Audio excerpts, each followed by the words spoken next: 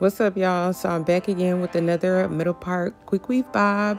This has been like the highest demand hairstyle lately, which is crazy, but hey, I'm here for it. I love it. So I'm just going to jump right on into the video.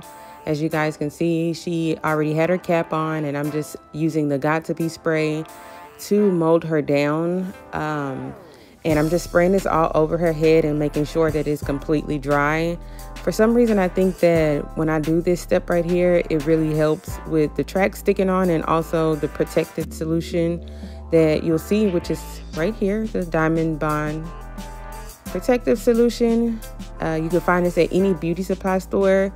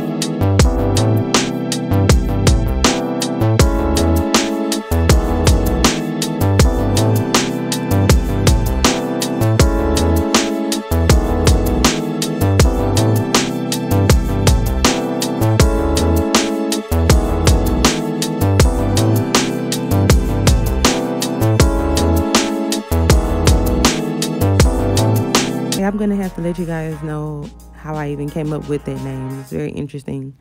Well, I can just give you a very short briefing. I kind of came up with the name from watching the show Saved by the Bell, and I was like, Saved by the Stylist, it sounds pretty cool, so just stuck with it back when Instagram first started. So that's kind of how I came up with my name.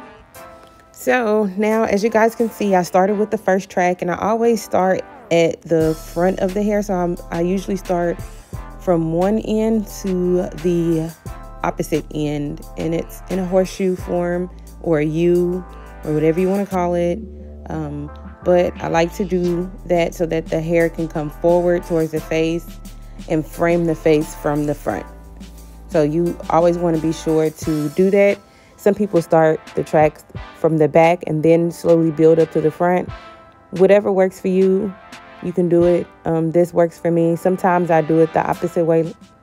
But as of lately, when I'm doing my middle part bobs, I just like to do it this way. So now I'm at the top of her head, and I'm pretty much done gluing on all the tracks. And now I'm just trying to see where I want the cut to be. So I'm just taking my time and making sure that it is even and it's not too short. So I always start off longer and then I gradually work my way up. And yes, I do use clippers. I use a combination of clippers, shears, sometimes a razor comb. I just use whatever works for me in that time being to achieve the look that I'm going for in the softest way. So we're just working our way around. And one tip that I can suggest for you guys to do when you're doing the middle part bob, at some point you want to tell your client to hold their head down. That way the back part can be a little elevated. So when they do hold their head back up straight, the bob is all even. I've seen bob cuts to where they're all even all the way around, and it's just a more, I don't know, like a chunky look. I don't know. I don't like that look, so I always have my client kind of slightly bend their head down and just kind of elevate the back part. And you guys will see once I'm done with her complete style, when she holds her head down, it's kind of like more of an angle.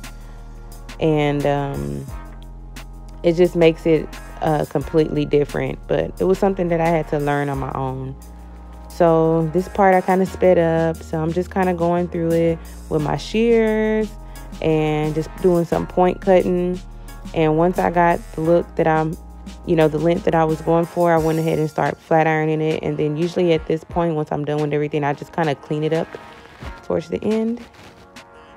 And by having them put their head down at an angle, you kind of see what pieces, you need to clean up. So it's just an illusion. Once she holds her head up, everything will be even.